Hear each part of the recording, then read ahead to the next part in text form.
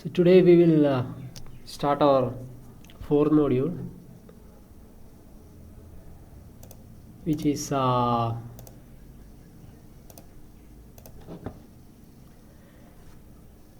which deals with mainly bending stresses. And I think already in third module you have covered a good portion in the a good portion of the third module has already been covered, I think, and you have already been taught about bending moment and shear force diagrams. You know what is bending moment, how do you calculate them. You have already learned such ideas, so we can straight away start with bending stresses in pure bending.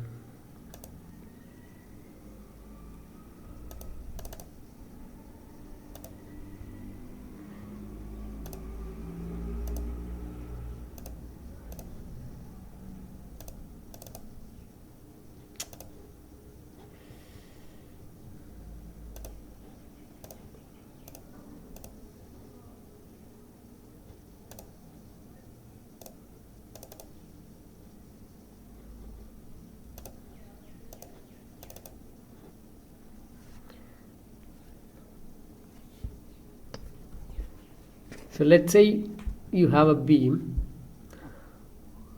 which is fixed on a wall, vertical wall, and you are applying pure moment to it.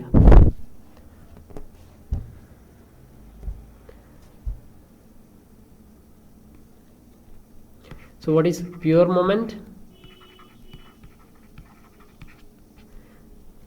So when you have a beam, you can actually apply it axial forces, you can apply it moment, you can apply it vertical forces. So there are different types of forces that you can apply on the beam. So here we assume that what we have is pure moment, only moment. Okay, so it's not moment due to some other vertical force or something, it's pure moment. Okay, pure moment, we'll call it MZ. And we have such a beam here, and we will consider there are many approximations involved in what we are going to do right now. We will list out those approximations later, but I will talk about a few of them right away now. So this is the beam we have here, which is being subjected to pure moment, and this is the axis of the beam, which we call the beam axis. So how do you get the beam axis? Beam axis is a line that passes through the centroid of the cross-sectional area.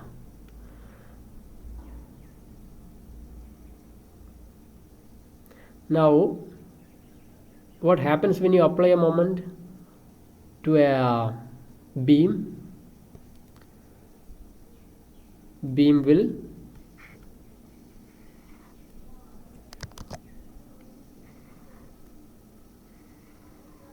when you apply moment, beam will bend, so depending on the direction of moment. So assume that in this case this beam has bent, and this is the a portion of the beam is taken, and we have plotted this corresponding bend figure.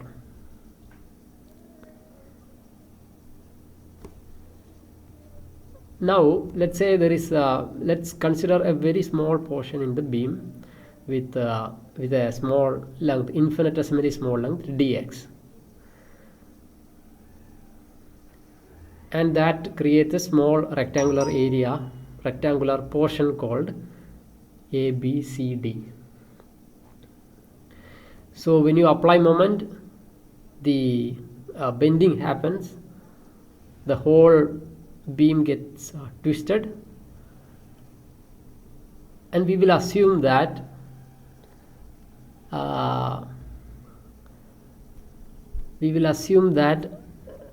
this resultant curve is actually part of a circle.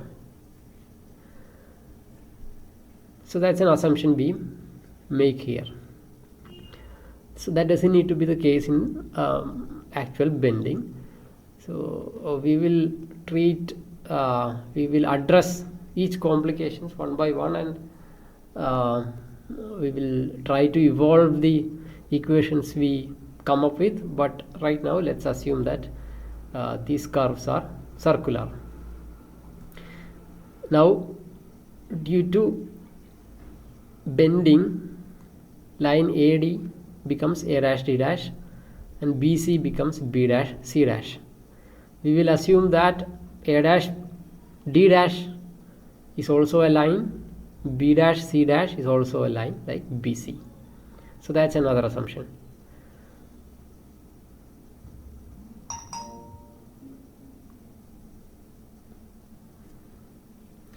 And one more assumption is that when we make a section of this beam using a plane, after bending, that plane section will remain a plane section. That is another assumption we are making here. So we will talk about those later. Now let's try to calculate some of the important quantities that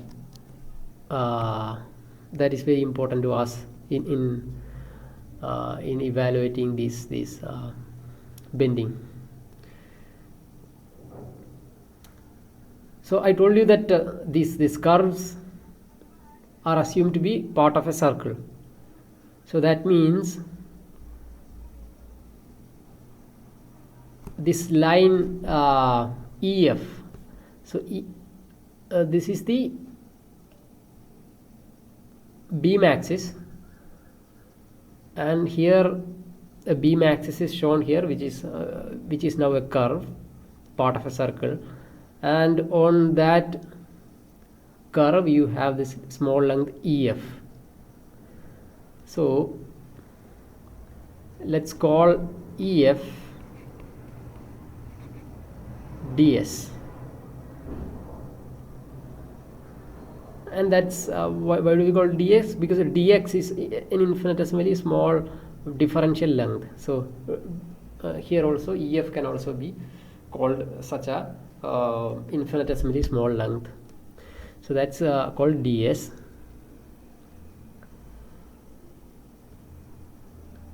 And here also I can mark the same thing. So this is EF in the beginning. Okay, this is EF, and this here is GH. So GH, what is the length GH? That is the length GH is lying y distance away from the bend axis. So this distance here is from here to here, so that is y.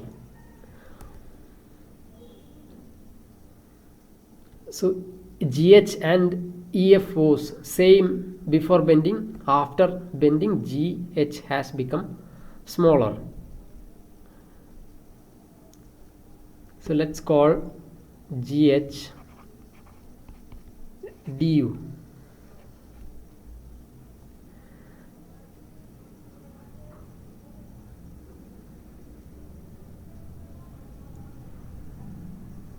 No, it's not called GH du.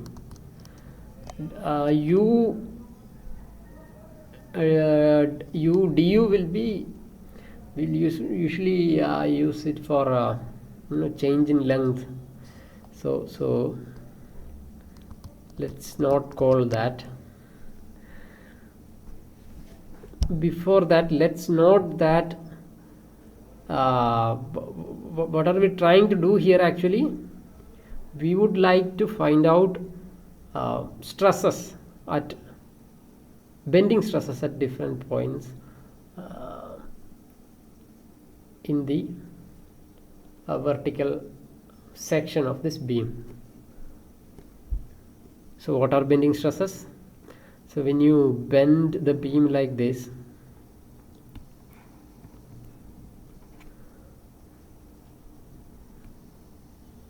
you are going to have you can see that DC is this length here, and D dash C dash is actually bigger than DC, right? When you get a curve like this, A dash B dash becomes smaller than AB, and D dash DC become D dash C dash, which is now bigger than DC. So you can actually see that this is getting extended. So you have tensile stresses there, and here AB is sort of compressed and become A dash D dash. You have compressive stresses there, which you will use negative sign, and in between you have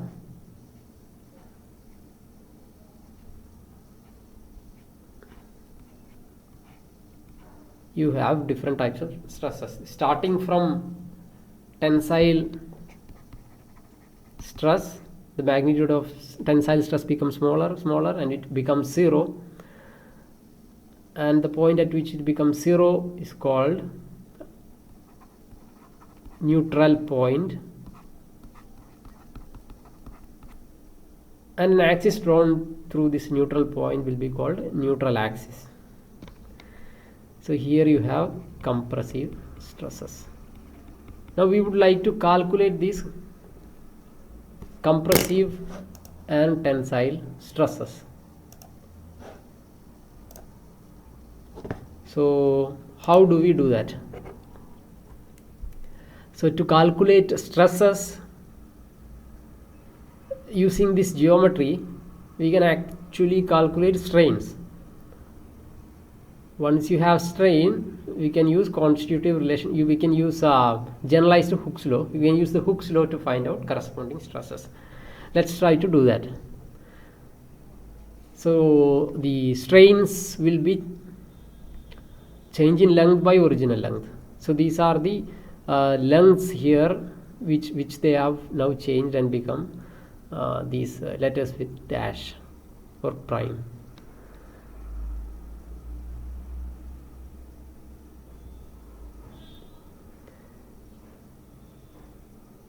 Now, so this length ds will be equal to this curvature. I have told you that we are assuming that this is a part of a circle, and let radius of that circle be rho,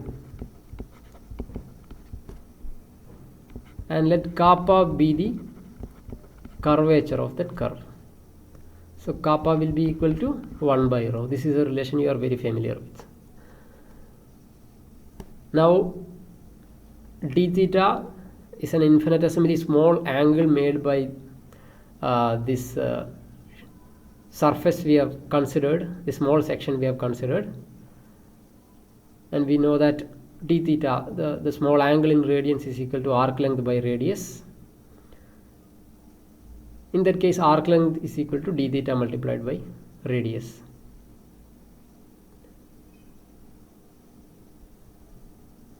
So ds will be equal to rho d theta. So rho is actually the radius of the this beam axis. Okay, beam axis is the curve we are considering when we say radius is rho. Now the change in length, so the original length can be considered ds everywhere because they are the same here, but the change in length is different at different heights. For a height y from beam axis, what will be the change in length? So that can be calculated using the curvature formula. For GH, change in length on GH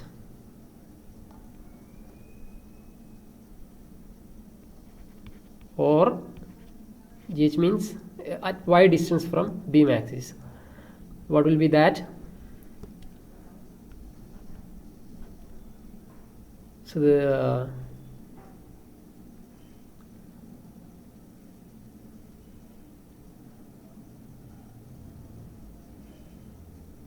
So this length GH, we know that this radius of this curvature is rho,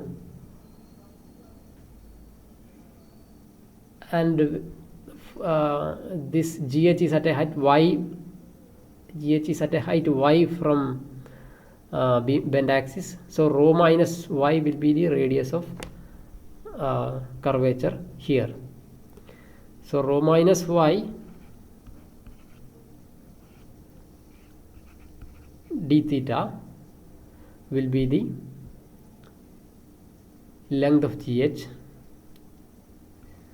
and original length will be equal to rho d theta. So change in length, final length minus original length, and rho gets cancelled out, and you will get minus y d theta. So minus y d theta is the change in length, which we will call du.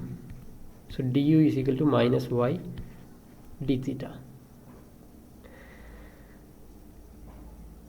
Now let's divide this equation with this equation. So du is the change in length, ds is the original length, du by ds will be the change in length by original length, which is strain at any point y distance from bend axis. So du by ds is equal to rho theta divided by minus y d theta. So that will be minus rho by y. So du by ds is equal to minus rho by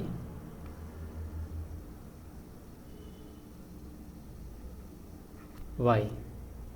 Correct.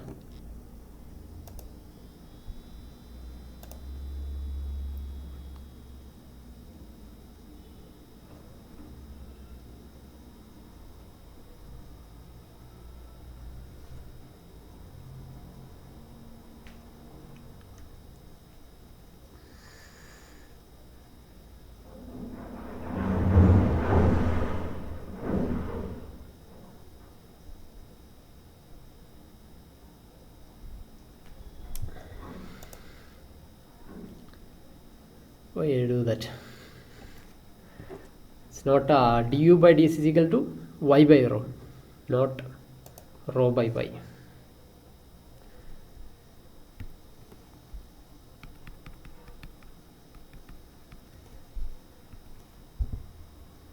Y divided by rho, and 1 by rho, 1 by radius is equal to curvature, so minus kappa y.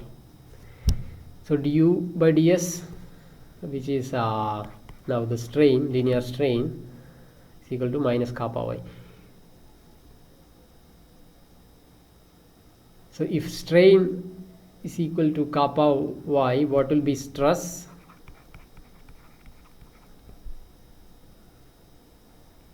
Stress sigma x will be equal to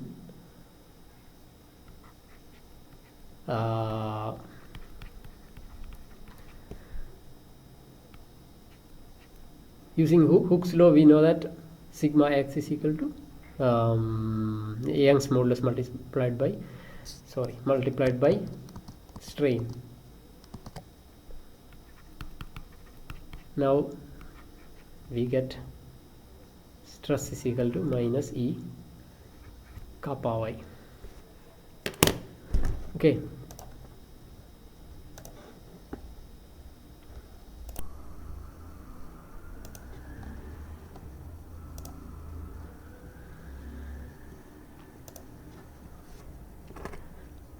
Now let's proceed and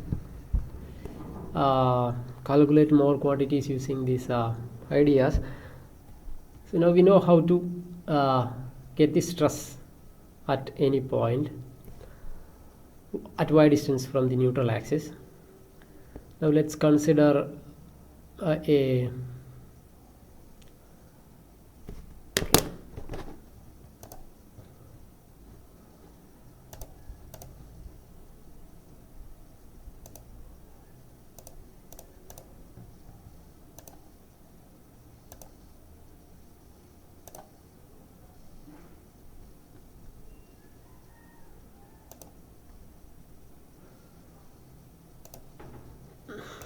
I did not get, okay, it's okay. You have let's consider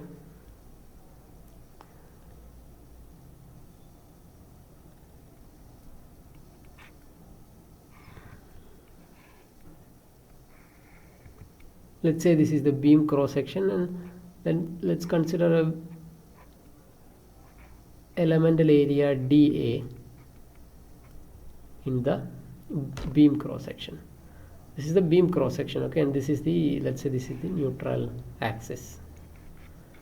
So beam spans through, you know, this direction, and this is only a cross section, and that length dA is at a distance y from neutral axis.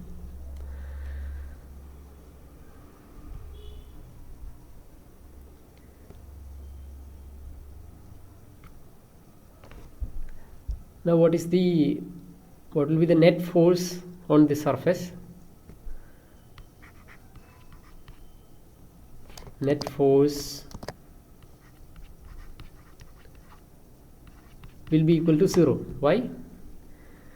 Because you have pure moment here. Pure moment means net force must be 0. So sigma fx is equal to 0. So that means that if you add up all incremental forces on this elemental area dA, you must get 0. So 0 is equal to integral over area. Let's say this whole area is called A, and this small integral differential area is called dA. All forces in x direction integrated must be 0. That means force at elemental area dA is equal to, sorry, here it's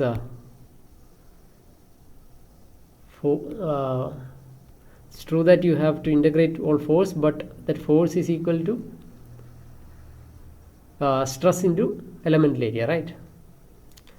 Stress on this elemental area multiplied by elemental area, that will be the force.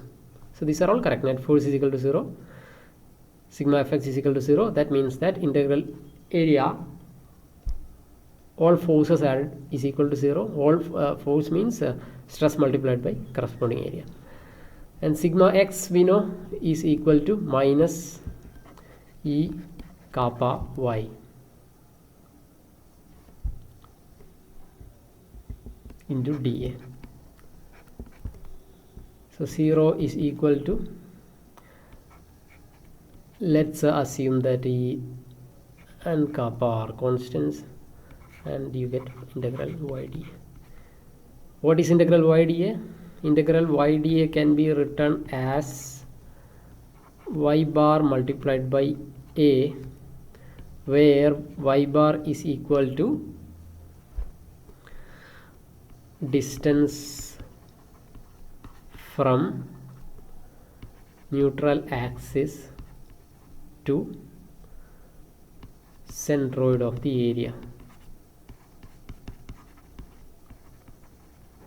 So that is how centroid is actually defined as y bar is equal to integral yda divided by A, right? Centroid y bar is equal to integral y dA by A. So using this relationship we can substitute integral y dA by y bar dA, and that should be equal to 0, and E, kappa, A are constants, which means that comes down to y bar equal to 0. So what does that mean? Y bar equal to 0, distance from neutral axis to centroid of the area must be 0. So the origin, the axis we are considering, for the axis we are considering, should lie on the centroid of the area. The centroid of the area must be here on our axis. So that is actually the reason why we call it neutral axis in the first place. But anyway, I introduced the term neutral axis before and I started from there, which was not the right thing to do, but it's that's how it the term actually came off. Y bar is equal to 0. Now let's proceed from here.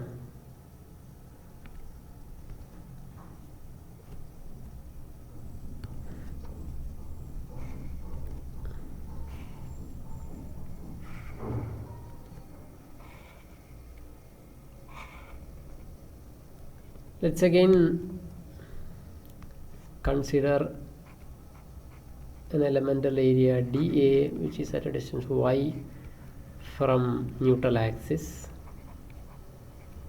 and find out the net moment about neutral axis.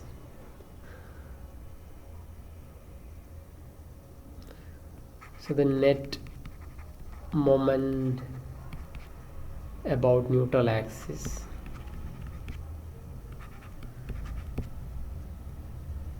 mz is equal to, how do we calculate it? So sigma x is the stress on this elemental area. So sigma x multiplied by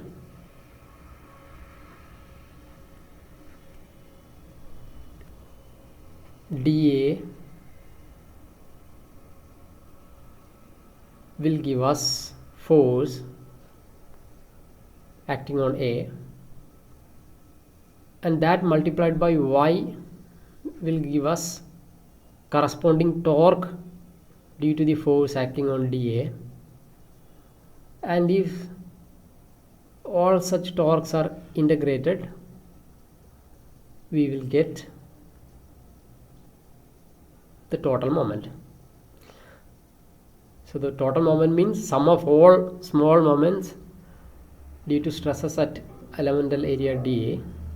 So stress, this is stress multiplied by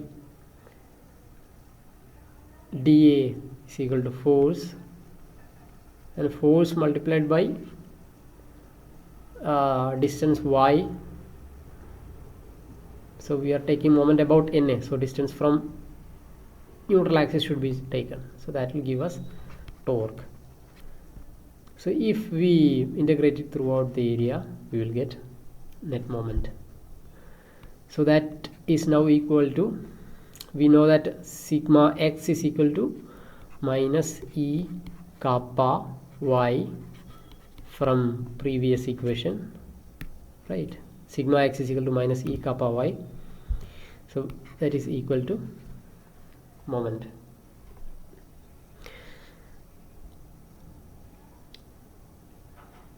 Sorry, integration is there. Now E and kappa can be considered constants, and you have integral y square dA in the integral. Now what does this integral mean? Integral y square dA, that is basically the definition of moment of inertia, area moment of inertia about this axis. So that is equal to minus E kappa I z, where I z is the second moment of area or area moment of inertia.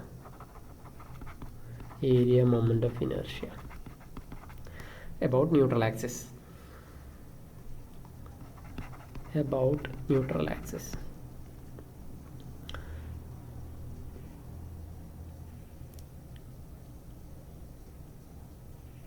So moment is equal to minus E kappa IZ.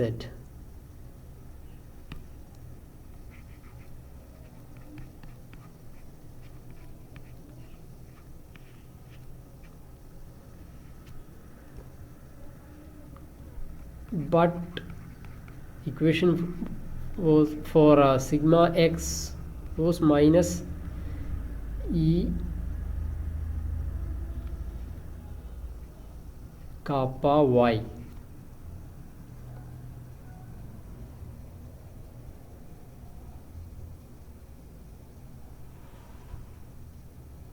Right. So you can substitute minus E kappa with m by z.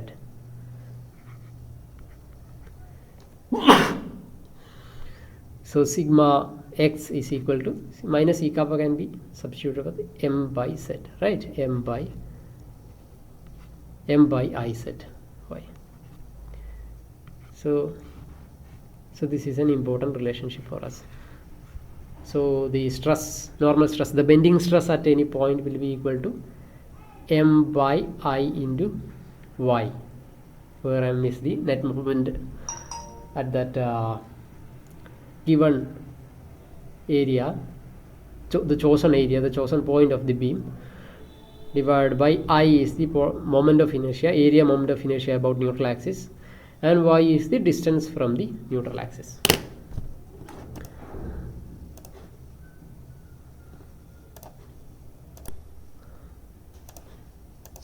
Now let's try to understand this formula better by applying it and solving some problems.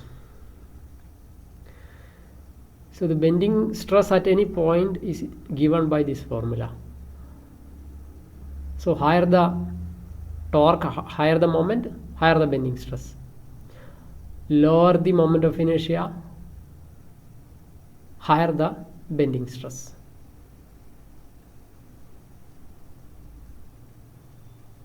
Higher the y, higher the bending stress. So for a given section, let's say for a given, there is an arbitrary section.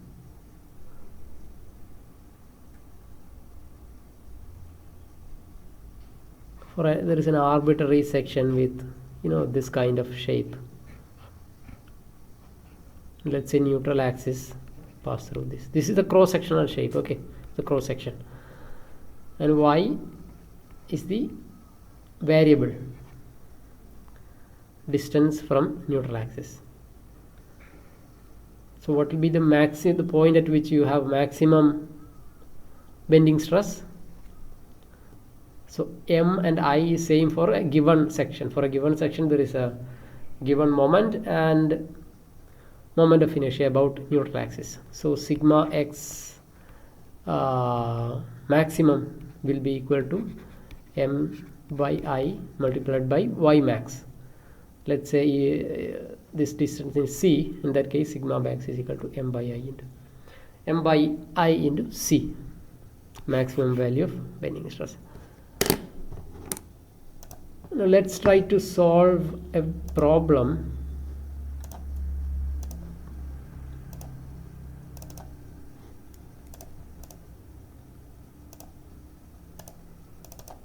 Let's say you have this problem.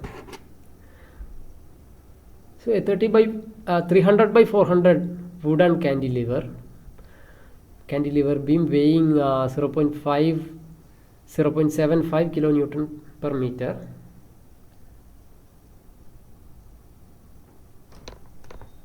carries an upward concentrated force of 200 kilonewton at the end. It's shown here.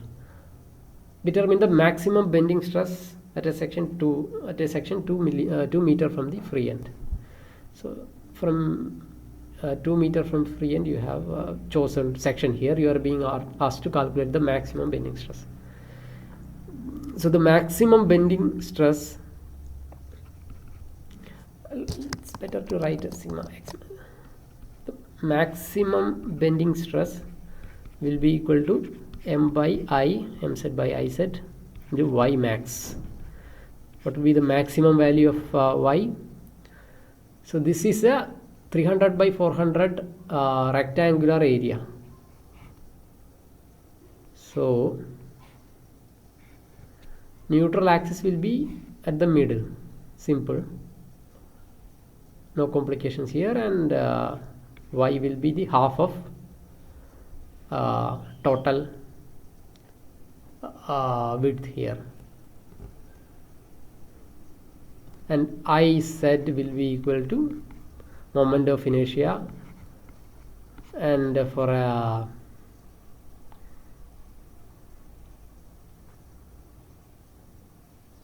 for a rectangular area with breadth and depth BD, area moment of inertia will be BD cube by 12 about the centroid, if I remember correctly.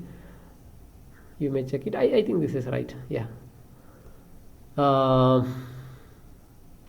you have I there, y max you have it here, and what will be the moment? You can see that you have both a shear force and torque due to that shear force, and uniformly distributed load. Too many things here, but the only thing you need to worry about is the moment. So you are only being asked to calculate the maximum bending stress. You are not being asked to calculate the shear stress or any other force, axial force, nothing. So what you need to do is that you take this section, take this part,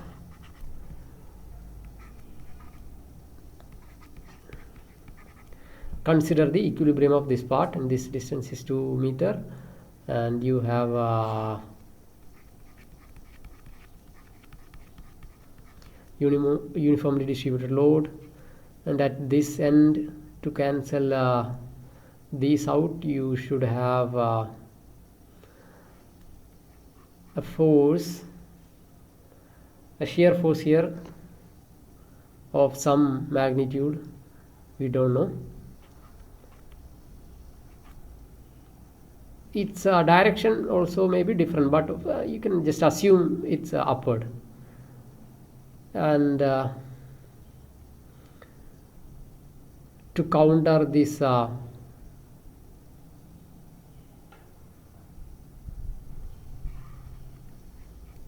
torque, you should have a moment here at this point.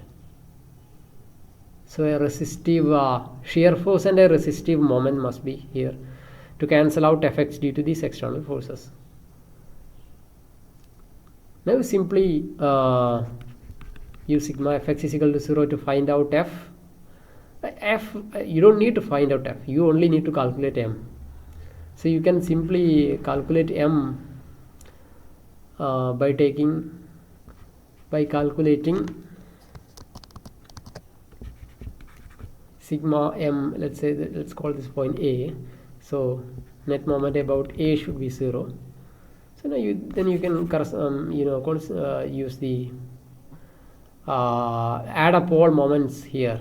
So F is acting at A, F will not be there, and set counterclockwise take as positive, and 20k multiplied by 2 meter, and Fx due to distributed load. You can assume that the whole distributed load acts at a certain point, which is probably at the middle of the beam, and that force multiplied by distance, that will be